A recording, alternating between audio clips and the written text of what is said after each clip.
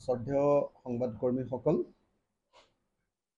আমি কালিৰ যি নিৰ্বাচন, কালিৰ নিৰ্বাচনৰ যি ফলাফল, সেই ফলাফলৰ ওপৰত আজিৰ এই সংবাদমেল আয়োজন কৰিছোঁ।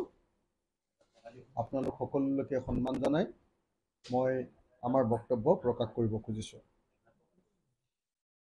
খুব চিধা চিধিকৈ যদি কওঁ, কালিৰ নিৰ্বাচনী ফলাফলটো অৰ্থাৎ 2024 চনৰ লোকসভা নিৰ্বাচনৰ ফলাফলটো সঁচা সঁচিকৈ ক'বলৈ গ'লে বিজেপিৰ সাম্প্ৰদায়িকতাবাদ আৰু বিজেপিৰ দাদাগিৰি বা ফেচিজিমৰ বিৰুদ্ধে ৰাইজৰ ৰায় আছিলে। আচলতে কালিৰ নিৰ্বাচনত সাম্প্ৰদায়িকতাৰ পৰাজয় হৈছে, অহংকাৰৰ পৰাজয় হৈছে। কালিৰ নিৰ্বাচনত ফেচিবাদৰ পৰাজয় হৈছে আৰু মোদী আৰু অসমত হিমন্ত বিশ্ব শৰ্মাৰ অহংকাৰৰ পতন ঘটিছে। এইটোৱে হ'ল কালিৰ নিৰ্বাচনৰ আটাইতকৈ ডাঙৰ গুৰুত্বপূৰ্ণ খবৰ। এইটোৱে হ'ল কালিৰ নিৰ্বাচনৰ আটাইতকৈ গুৰুত্বপূৰ্ণ ইতিবাচক বাৰ্তা। সাম্প্ৰদায়িক ৰাজনীতিৰ পৰা মানুহৰ মনটোক মুক্ত কৰিব পৰাটো যোৱা প্ৰায় 10 বছৰ ধৰি অসমৰ মানুহক, ভাৰতৰ মানুহক সাম্প্ৰদায়িক ৰাজনীতিৰে মোহান্ধ কৰি ৰখা হৈছিলে।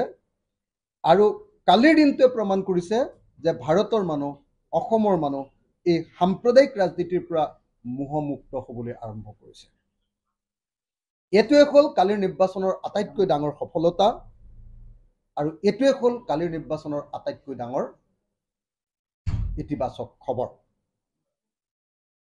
আচলতে কালিৰ নিৰ্বাচনত সাম্প্ৰদায়িক এডাল বিশাল গছ উভালি পৰিলে। কালিৰ নিৰ্বাচনত ধৰ্মীয় উন্মাদনাৰে আচ্ছন্ন কৰি ৰখা বিশাল নেতিবাচক শক্তি এটা কালিৰ নিৰ্বাচনত পতন হ'ল। তেওঁলোকে অহংকাৰেৰে সৈতে কৈ আছিলে যে 400খন চিট পাব। আমি সকলোৱে দেখিলোঁ যে 240খন চিটতে তেওঁলোক সীমাবদ্ধ হৈ পৰিল।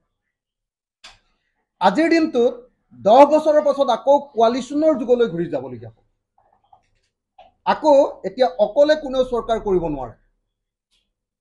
মোদীৰ যি একাধিপত্য আছিলে, মোদীৰ যি অহংকাৰ আছিলে, বিজেপিয়ে যি ধৰণে এক দেশ এক শাসন ব্যৱস্থাৰ ফালে লৈ যাব খুজিছিলে, বিজেপিয়ে যি ধৰণে আমাৰ দেশৰ সংবিধানখন বদলাই দিব খুজিছিলে, বিজেপিয়ে যি ধৰণে আমাৰ দেশৰ গোটেই শাসন ব্যৱস্থাটোক গণতান্ত্ৰিক ব্যৱস্থাৰ পৰিৱৰ্তে এটা স্বৈৰতান্ত্ৰিক ব্যৱস্থালৈ পৰিণত কৰি দিব খুজিছিলে, কালিৰ নিৰ্বাচনৰ ফলাফলে তাত স্প্ৰিট ব্ৰেকাৰ লগাই দিলে। এতিয়া মোদীয়ে আৰু সংবিধান সলনি কৰিম বুলি ক'ব নোৱাৰে। মোদীয়ে এতিয়া গণতন্ত্ৰক খতম কৰি দিম বুলি আৰু ক'বলৈ সাহস কৰিব নোৱাৰে। মোদীয়ে এতিয়া আৰু কোনোপধ্যে ভাৰতৰ জনতাৰ মুখ স্তব্ধ কৰি দিয়া, বাক স্বাধীনতা হৰণ কৰি দিয়া সেই আগ্ৰাসী ৰূপ এতিয়া লৈ থাকিব নোৱাৰে। এতিয়া আন সহযোগী দলবিলাকৰ কথা মতে মোদীৰ চৰকাৰ চলিবলৈ বাধ্য হ'ব আৰু হয়তো এনেকুৱাও হ'ব পাৰে যে নৰেন্দ্ৰ মোদী প্ৰধানমন্ত্ৰী হ'ব নোৱাৰিব। আপোনালোকে সকলোৱে জানে যে গুজৰাটৰ সময়ৰ পিনৰ পৰা তেওঁ অনবৰতে বহুত ভোট লৈ জিকি আহিছিলে, সদায় একাধিপত্য বিস্তাৰ কৰিছিলে, কাৰো কথা শুনা নাছিলে, ডিক্টেটৰশ্বিপ চলাইছিলে একদম লাষ্ট এই সময়খিনিলৈকে। সেই অৱস্থাটো উৰ পৰিলে। গতিকে এইটো এটা ভাৰতৰ মানুহৰ কাৰণে অত্যন্ত ডাঙৰ খবৰ। ডাঙৰ খবৰটো হ'ল যে সাম্প্ৰদায়িকতা যেনেকৈ নাইকিয়া হ'ল, তেনেকৈ অহংকাৰ, কালিৰ নিৰ্বাচনৰ ফলাফলে অহংকাৰৰ পতন ঘটালে। মোদীৰ অহংকাৰৰ পতন ঘটালে। মোদীৰ অহংকাৰৰ পতন ঘটোৱাই নহয়, অসমত হিমন্ত বিশ্ব শৰ্মা আৰু হিমন্ত বিশ্ব শৰ্মাৰ সাংগু পাংগুবিলাকৰ অহংকাৰৰ পতন ঘটালে। আপোনালোকে তথ্যকেইটা চালে বুজি পাব কেনেকৈ আচলতে এই গোটেই ইলেকশ্যনটোত সাংঘাতিক ধৰণে বিজেপি হাৰিছে। আপোনালোকে মাত্ৰ তথ্যকেইটা চালেই গম পাব। আচলতে এইবাৰ আপোনালোকে যদি চাই, বিজেপি মিত্ৰজোঁটে ভোট পাইছে সৰ্বমুঠ 92,71,914টা মিত্ৰজোঁট হিচাপে দেই। বিৰোধী ঐক্যমঞ্চই কিন্তু ভোট পাইছে 79,07,819টা, অৰ্থাৎ বিজেপি মিত্ৰজোঁটে সৰ্বমুঠ মাত্ৰ 13,64,095টা ভোটহে বেছিকে পাইছে। এইটো ভোট কেইটামান বেছিকে পাইছে, 13 লাখ ভোট মাত্ৰ গোটেই অসমত বেছিকে পাইছে। এতিয়া মুখ্যমন্ত্ৰীয়ে কৈ আছে যে আমি 93টা সমষ্টিত জিকিছো। আচল অৰ্থটো হ'ল যে তেওঁলোকে মাত্ৰ মিত্ৰজোঁটে মিলি মাত্ৰ 13 লাখ ভোট বেছিকে পাইছে, কিন্তু ভোট শ্বেয়াৰৰ ক্ষেত্ৰত বিজেপিয়ে কংগ্ৰেছতকৈ কম ভোট শ্বেয়াৰ পালে। আপোনালোকে ইলেকশ্যন কমিশ্যনৰ ৱেবছাইট চাওক, তাত বিজেপিয়ে ভোট শ্বেয়াৰ পালে 37.43%, আৰু কংগ্ৰেছে ভোট শ্বেয়াৰ পালে 37.48%। তাৰমানে বিজেপিতকে কংগ্ৰেছে ভোট শ্বেয়াৰৰ ক্ষেত্ৰত প্ৰায় 11% বৃদ্ধি পালে, 11% বেছিকে পালে। আনহাতে আমি দেখিছিলো যে কিন্তু 2019 চনত কিন্তু ভোট শ্বেয়াৰৰ ক্ষেত্ৰত কিন্তু দেখা গৈছিলে যে বিজেপিয়ে বেছিকে পাইছে। বিজেপিয়ে পাইছিলে 36.41%, কংগ্ৰেছে কিন্তু পাইছিলে 35.79% 2019 চনৰ লোকসভা নিৰ্বাচন। এইবাৰ কিন্তু কংগ্ৰেছে ভোট শ্বেয়াৰ বেছিকে পালে, বিজেপিয়ে ভোট শ্বেয়াৰ কমকে পালে। এই কথাটো আমি সকলোৱে মনত ৰখা দৰকাৰ। আনহাতে আমি দেখিলো যে এইবাৰ নিৰ্বাচনত আপোনালোকে নিজে দেখিলে যে বিজেপিয়ে যোৱাবাৰো 9টা সিট পাইছিলে, এইবাৰো বিজেপিয়ে 9টাহে সিট পালে। এইবাৰ এটাও সিট বিজেপিৰ নাবাঢ়িলে লোকসভা নিৰ্বাচনত। কংগ্ৰেছে যোৱাবাৰ 3টা পাইছিলে, কংগ্ৰেছে কিন্তু 3টাই পালে, সমানেই পাই থাকিলে। কংগ্ৰেছৰ ভোট শ্বেয়াৰ বাঢ়িলে। হিমন্ত বিশ্ব শৰ্মাই ক'লে যে নহয় আমি 11টা সিট পাইছো, কিন্তু 11টা সিটটো আগতে AIDF পাইছিলে আৰু নৱশৰণীয়াই পাইছিলে দুটা, আৰু এটা AIDFৰ সিটটো বিজেপিৰ পক্ষত গুচি গ'ল বুলি ধৰিলো, তাৰমানে পালে অসম গণ পৰিষদে, আৰু নৱশৰণীয়াৰ সিটটো আমি UPPL পালে বুলি ধৰিলো। তাৰমানে সৰ্বশেষত যদি নিৰ্বাচনৰ অংকৰ পিনৰ পৰাও যদি চোৱা যায়, তেতিয়াহ'লে এই অংকৰ পিনৰ পৰাও বিজেপি কোনো পধ্যে লাভৱান হোৱা নাই। গতিকে বিজেপিৰ অহংকাৰ আৰু গৰ্ব এইবাৰ নিৰ্বাচনত অসমৰ মানুহে ধূলিচ্ছাত কৰি পেলাই দিছে। আপোনালোকক মই সকলোকে এটা কথা ক'ব খোজো, আপোনালোকক মই অলপ আগতে আপোনালোকক এটা দৃশ্য দেখুৱাব খুজিছো। মই আপোনালোকক এটা দৃশ্য দেখুৱালে বিজেপিৰ অহংকাৰৰ ৰূপটো, হিমন্ত বিশ্ব শৰ্মাৰ সাংগু পাংগুবিলাকৰ অহংকাৰৰ ৰূপটো মই আপোনালোকক মোৰ মোবাইলটোত এটা ভিজুৱেল দেখুৱাম, এটা ভইচ দেখুৱাম। আপোনালোকে এইটো শুনিলে অহংকাৰটো চাব দেই কেনেকুৱা ধৰণৰ অহংকাৰ কি।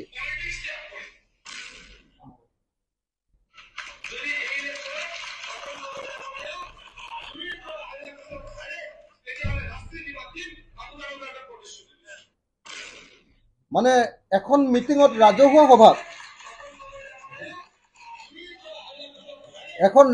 সভাত পীযুষ হাজৰিকা ডাঙৰীয়াই কৈ আছে যে যদি তপন গগৈ ডাঙৰীয়া 2 লাখৰ পৰা 2.5 লাখৰ ভোটত হাৰে, মানে সিমান ভোটত জিকিব, তাতকে যদি কম ভোটত জিকে বা হাৰে, তেতিয়াহ'লে তেওঁ ৰাজনীতি ত্যাগ কৰিম বুলি কৈছিলে পীযুষ হাজৰিকা ডাঙৰীয়া। মই আপোনালোকক আৰু এটা ভিজুৱেল দেখুৱাই দিছো, এই ভিজুৱেলটো আপোনালোকে চাব। এইটো ND24ত ওলাইছে, অৰ্থাৎ আমাৰ প্ৰাক্তন মুখ্যমন্ত্ৰী সৰ্বানন্দ সোণোৱালৰ চেনেলটোত ওলাইছে। আপোনালোকে চাব দেই, এইটো আপোনালোকে শুনক। কোনো পধ্যে গৌৰৱ গগৈ ডাঙৰীয়া নিজিকে, মই ৰাজনীতি ত্যাগ কৰিম যদি তপন গগৈ ডাঙৰীয়া হাৰে। কোনো পধ্যে আমাৰ অলপ হিচাপ নিকাচ আছে, অহংকাৰ কৰি পোৱা নাই। মই বিনম্ৰতাৰে কৈছো, দেখি শুনি কৈছো, তপন গগৈ ডাঙৰীয়া জিকিব।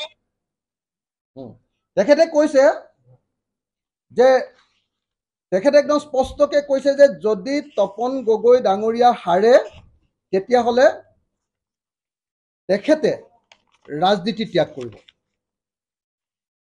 আপোনালোকে আমাৰ দৈনিক জনমভূমি কাকতৰ সেইদিনাৰ লিড নিউজ আছিলে, চব দৈনিক জনমভূমি কাকতৰ এইটো লিড নিউজ আছিলে। কি বুলি লিড নিউজ আছিলে? গৌৰৱ গগৈ ভ্ৰমণৰ এদিনৰ পাছতে সোণাৰীত দল ত্যাগ কৰিলে 400 কংগ্ৰেছ কৰ্মীয়ে। যোৰহাটত তপন গগৈ পৰাজিত হ'লে ৰাজনীতি ত্যাগ কৰিম, পীযুষ হাজৰিকা। শিৱসাগৰত ক'লে অখিল গগৈয়ে কাৰচাজি কৰি গৌৰৱ গগৈ আৰু লুৰিণজ্যোতি গগৈক পৰাজিত কৰাৰ ষড়যন্ত্ৰ কৰিছে। মই গৌৰৱ গগৈক ইয়ালৈ নিমন্ত্ৰণ কৰি আনি আচলতে হৰুৱাবলৈ আনিছোঁ আৰু তেখেতে কৈছে যে যোৰহাটত তপন গগৈ পৰাজিত হ'লে ৰাজনীতি ত্যাগ কৰিম, পীযুষ হাজৰিকা। এইটো দৈনিক জনভূমিৰ প্ৰথম পৃষ্ঠাৰ হেডলাইন, দৈনিক জনভূমিৰ এইটো নিউজ।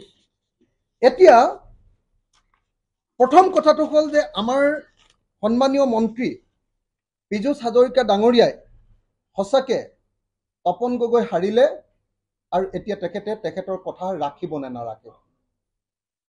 পীযুষ হাজৰিকা ডাঙৰীয়াই কৈছিলে 19 মাৰ্চৰ দিনা সোণাৰীত কৈছিলে যে যদি তপন গগৈ হাৰে তেতিয়াহ'লে তেখেতে অসমৰ ৰাজনীতি ত্যাগ কৰিব আৰু কৈছিলে যে মই অহংকাৰ কৰি কোৱা নাই, তাৰমানে অহংকাৰত কৈছে তেখেতে গৰ্ব কৰি অহংকাৰ কৰি কৈছে যে তপন গগৈ জিকিবই, 2 পৰা 2.5 লাখ ভোটৰ ভিতৰত ব্যৱধানত জিকিব আৰু যদি গৌৰৱ গগৈ জিকে তেতিয়াহ'লে তেওঁ ৰাজনীতিয়ে নকৰে, তেনেকুৱা ধৰণৰ চূড়ান্ত অহংকাৰ তেখেতে প্ৰকাশ কৰিছে।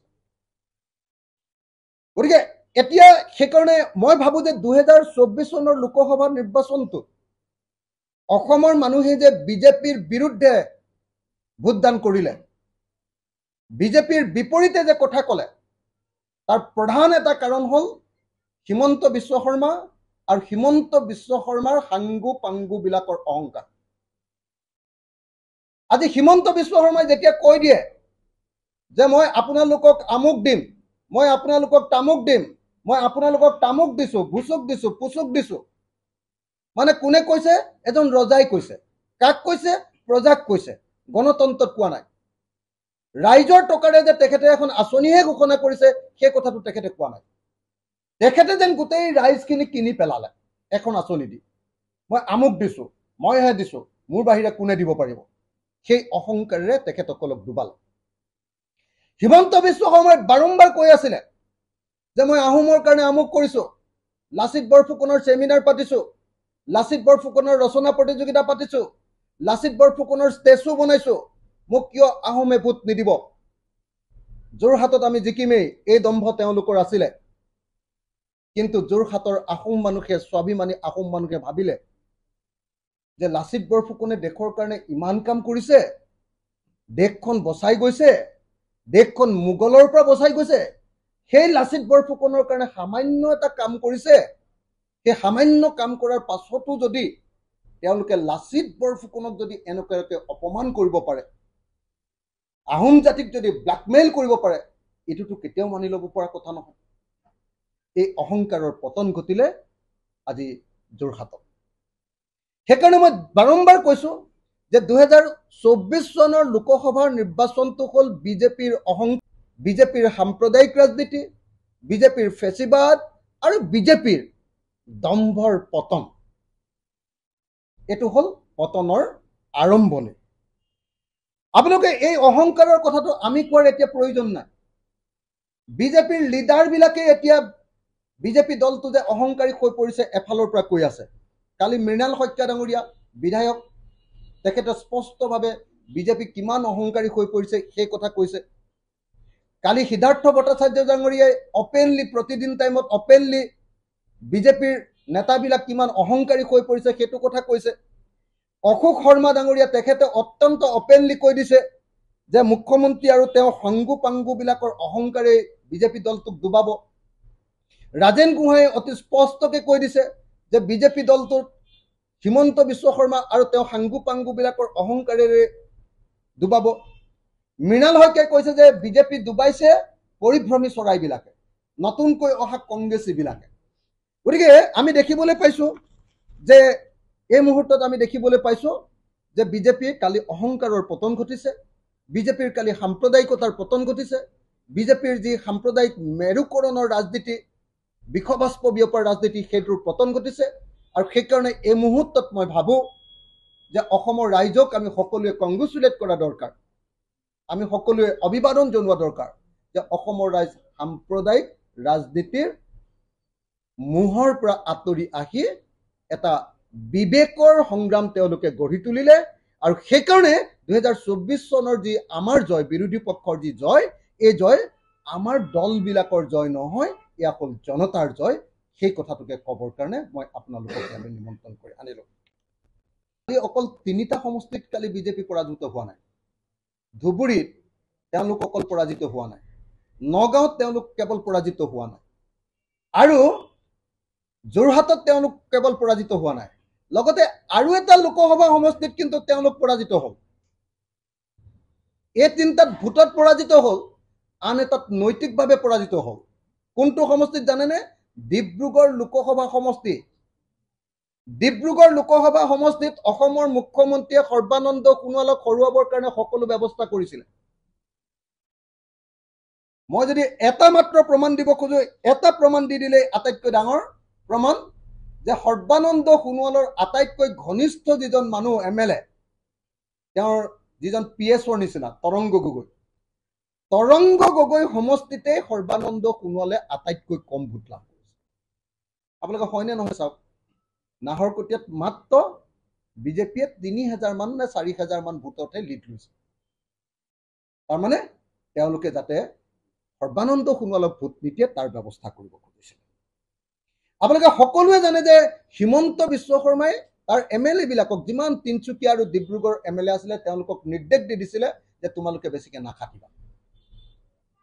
তেওঁক হৰুৱাবৰ কাৰণে চেষ্টা কৰিছে।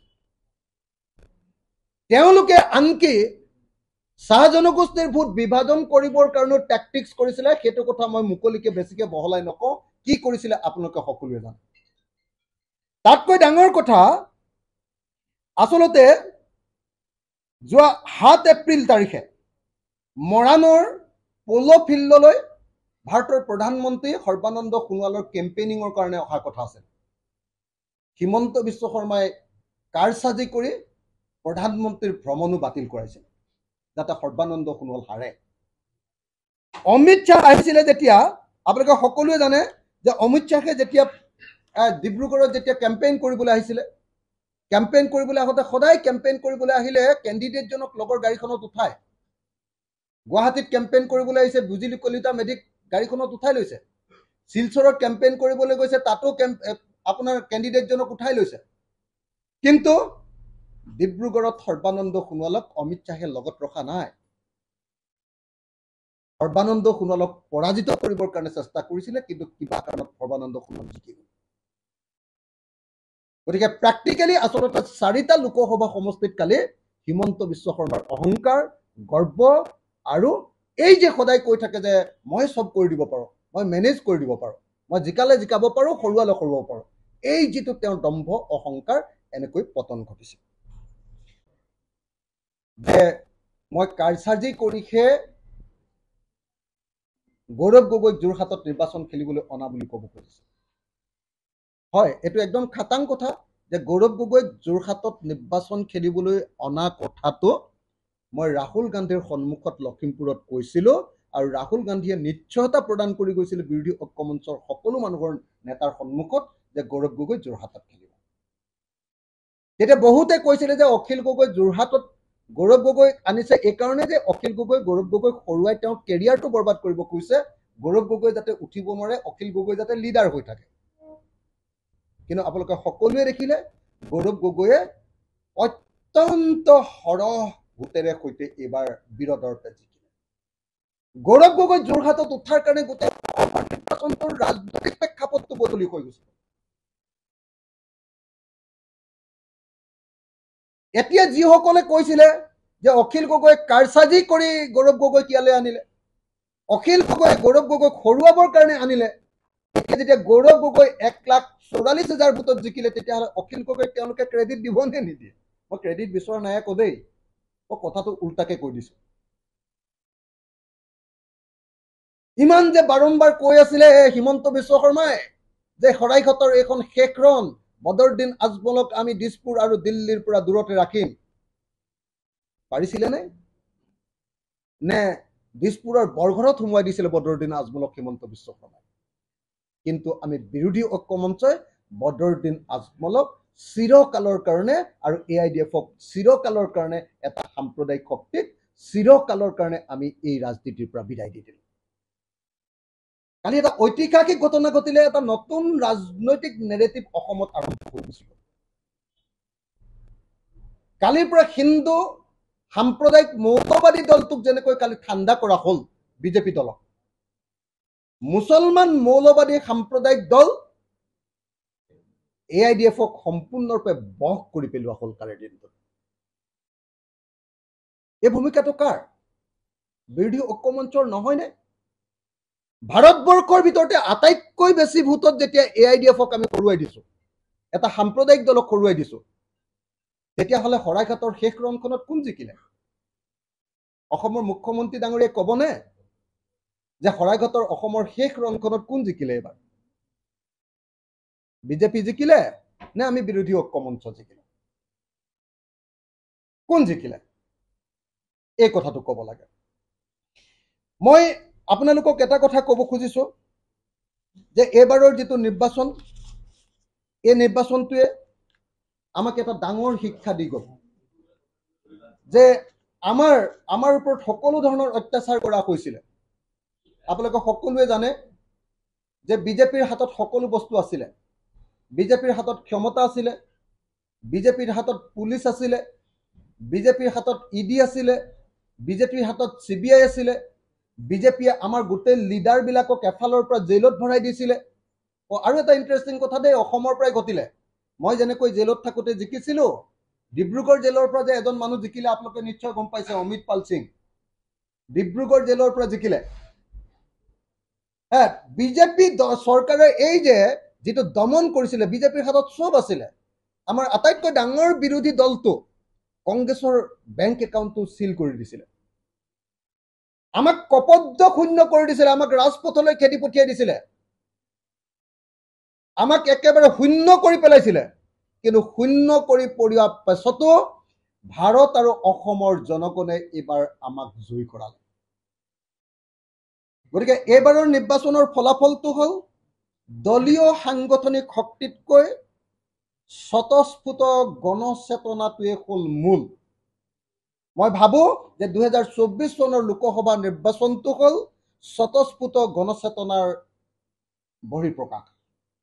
স্বতঃস্ফূৰ্ত গণচেতনাৰ ফচল আমি পালো 2024 চনৰ লোকসভা নিৰ্বাচন। এতিয়া আমাৰ কামটো হ'ল সেই যিটো স্বতঃস্ফূৰ্ত গণচেতনা, সেই স্বতঃস্ফূৰ্ত ৰাইজৰ ভূমিকাক আমি সাংগঠনিক শক্তিলৈ ৰূপান্তৰ কৰিব লাগে। আমাৰ বিৰোধী ঐক্য মঞ্চ আৰু ইণ্ডিয়া গোটৰ প্ৰধান কামটো হ'ব লাগে যে আমি বিজেপিৰ নিচিনাকে কোনো পধ্যে যাতে অহংকাৰী নহওঁ, আমি বিজেপিৰ নিচিনাকে যাতে শক্তিশালী দলটোৱে বাকীবিলাকক একদম মাৰ দিবলৈ চেষ্টা নকৰোঁ। হ'ব পাৰে কেৱল নম্ৰতা আৰু অহংকাৰহীনতা। মই এই মুহূৰ্তত বিৰোধী ঐক্য মঞ্চৰ প্ৰত্যেকটো ৰাজনৈতিক দলক বিনম্ৰভাৱে প্ৰাৰ্থনা কৰিছোঁ যে জনতাই আমাক মৰম কৰিছে। যোৰহাটত মৰম কৰিছে, ধুবুৰীত মৰম কৰিছে, নগাঁৱত মৰম কৰিছে, গোটেই ভাৰতত মৰম কৰিছে। বিজেপিক উচিত শিক্ষা দি দিছে। আটাইতকৈ ডাঙৰ শিক্ষাটো কি? যে নৰেন্দ্ৰ মোদীয়ে অকলে চৰকাৰ কৰিব নোৱাৰিব। নৰেন্দ্ৰ মোদীক অকলে কেতিয়াও দাদাগিৰি কৰিবলৈ নিদিয়ে। 240খন আসনত তেওঁলোকক সীমাবদ্ধ কৰিলে। বিজেপিয়ে অকলে চৰকাৰ কৰিব নোৱাৰে। এইটো হ'ল এই নিৰ্বাচনৰ আটাইতকৈ ডাঙৰ শিক্ষা। সব থকাৰ পাছতো ক্ষমতা, দম্ভ, অহংকাৰ, টকা পইচা, নিৰ্বাচন আয়োগ, ED, CBI, ব্লেকমেইল, পুলিচ, সকলোবিলাক থকাৰ পাছতো আপোনালোকে সকলোৱে দেখিলে, সকলো শক্তি প্ৰয়োগ কৰাৰ পাছতো আৰু পৃথিৱীৰ আটাইতকৈ মদগৰ্বী আৰু অহংকাৰী নেতাজন থকাৰ পাছতো জনতাই বিজেপিক এটা নিৰ্দিষ্ট ঠাইত ৰাখি থলে। ক'ত ৰাখি থলে? এনেকুৱা ঠাইত ৰাখি থলে যে বিজেপিয়ে এতিয়া আৰু সংবিধানখন সলনি কৰিব নোৱাৰে। বিজেপিয়ে দেশৰ গণতান্ত্ৰিক ব্যৱস্থাটোক আৰু ভাঙি চিনি শেষ কৰিব নোৱাৰে। বিজেপিয়ে ইচ্ছা কৰিলে আমাৰ ৰাজ্যবিলাকৰ ক্ষমতা নাইকিয়া কৰি পেলাব নোৱাৰে। বিজেপিয়ে ইচ্ছা কৰিলে আগৰ নিচিনাকে দম্ভ অহংকাৰ কৰি আমাক থানবান কৰি পেলাব নোৱাৰে। জাতিটোক, ভাৰতীয় জাতিটোক ভাগ ভাগ কৰি পেলাব নোৱাৰে। আমাক বিৰোধী ঐক্য মঞ্চকে গোটেই জনতাই আগবঢ়াই লৈ আহিছিলে। কিন্তু যিহেতু আমি কপৰ্দ শূন্য আছিলোঁ, আমাৰ টকা পইচা নাছিলে, যিহেতু একদম আমি ৰাজপথৰ ভিক্ষাৰীত পৰিণত হৈ গৈছিলোঁ। যোৰহাট লোকসভা নিৰ্বাচন সমষ্টিত কিমান খৰচ কৰিছিলে জানে? বিজেপি চৰকাৰে 100 কোটি টকা লৈ ইয়াত বহি লৈছিল। মুখ্যমন্ত্ৰী বহি লৈছিলে, গোটেই মন্ত্ৰীসভাখন বহি লৈছিলে। গোটেই মন্ত্ৰীসভাখন বহি লোৱাৰ পাছতো আৰু চিণ্ডিকেটৰ গোটেই লিডাৰবিলাকক আনি মাজুলীত বহুৱাই লৈ একদম টকা এনেকে বিতৰণ কৰি থকাৰ পাছতো, ঘৰে ঘৰে পইচা দিয়াৰ পাছতো যোৰহাটৰ মানুহে বিজেপিক জয়ী নকৰালে। যোৰহাটৰ মানুহক কিমান ডাঙৰ যে চেলুট দিব লাগিব নহয়, শিৱসাগৰ মানুহ যোৰহাটৰ মানুহক কিমান ডাঙৰ চেলুট দিব লাগে। ইমান শক্তি থকাৰ পাছতো বিজেপি দলৰ আমাৰ বিৰোধী শক্তিক এনেকৈ আগবঢ়াই লৈ গ'ল। আমাৰ এটাই দুৰ্বলতা আছিলে, আমি ইতিমধ্যে আমাক মাৰ দি সাংগঠনিক শক্তি আৰু ধন বলটো আমাৰ কমাই দিছিলে। সেইকাৰণে আমি চৰকাৰখন একদম পোনপটীয়াকৈ গঠন কৰিব পৰা পৰ্যায়লৈ নগ'লো, কিন্তু চৰকাৰক সম্পূৰ্ণৰূপে কণ্ট্ৰল কৰিব পৰা পৰ্যায়ত আমাক ৰাখি দিলে। জনতা জনাৰ্দনৰ এই যি তেওঁলোকৰ মানে সিদ্ধান্ত, তেওঁলোকৰ ডিচিশ্যন, এই ডিচিশ্যনক আমি সকলোৱে কৰজোৰে সন্মান জনাইছোঁ। আৰু মই আকৌ বাৰম্বাৰ কৈছোঁ, আমাৰ বিৰোধী পক্ষৰ এতিয়া পাথেয় অহংকাৰ নহয়, মদগৰ্বিতা নহয়, নিজৰ ভিতৰত কাজিয়া পেচাল নহয়, নিজৰ ভিতৰত ইটোৱে সিটোক লেং মৰাটো নহয়। এতিয়া আমি সকলো সৰু ডাঙৰ সকলো শক্তি ঐক্যবদ্ধ হৈ, মই কৈছোঁৱে যে লুৰিণজ্যোতি গগৈৰ অসম জাতীয় পৰিষদ হাৰিছে যদিও তেওঁলোককো সন্মান সহকাৰে লগত লৈ আমি এতিয়া আগবাঢ়ি যাব লাগিব। লেফ্ট পাৰ্টিবিলাক নিৰ্বাচনৰ সময়ত আমাৰ পৰা আঁতৰি গৈছিলে, তেওঁলোককো আকৌ আমি ঘূৰাই আনিব লাগে। আনকি আম আদমি পাৰ্টি আৰু তৃণমূল কংগ্ৰেছ, তেওঁলোককো আমি লগত লৈ 2024 চনৰ এই শিক্ষাৰ পৰা 2026 চনত আমি মদগৰ্বী বিজেপি চৰকাৰখনক, অহংকাৰী বিজেপি চৰকাৰখনক, অসমীয়া মানুহক কিনি পেলালো বুলি ভবা হিমন্ত বিশ্ব শৰ্মাৰ দাদাগিৰিক আমি এবাৰ নৎখাত কৰিব লাগে। আহক আমি সকলোৱে 2024 চনৰ লোকসভা নিৰ্বাচনৰ পৰা শিক্ষা লওঁ আৰু 2024 চনৰ নিৰ্বাচনৰ শিক্ষা লৈ 2026 চনত আহক আমি সকলোৱে মিলি বিজেপিক পৰাভূত কৰোঁ, সাম্প্ৰদায়িকতাক পৰাভূত কৰোঁ, অহংকাৰক পৰাভূত কৰোঁ, ফেচিবাদক পৰাভূত কৰোঁ, আমাৰ বাক স্বাধীনতা হৰণ কৰা সেই দুৰ্য অসুৰ শক্তিটোক আমি পৰাভূত কৰোঁ। আহক আমাৰ সকলো স্বাধীনতা শেষ কৰি পেলোৱা বিজেপিক পৰাভূত কৰোঁ। মই অসমৰ জনতাক 2026 কাৰণে সাজু হ'বৰ কাৰণে বিনম্ৰভাৱে প্ৰাৰ্থনা জনাই মোৰ সংবাদ সামৰণি মাৰিছোঁ।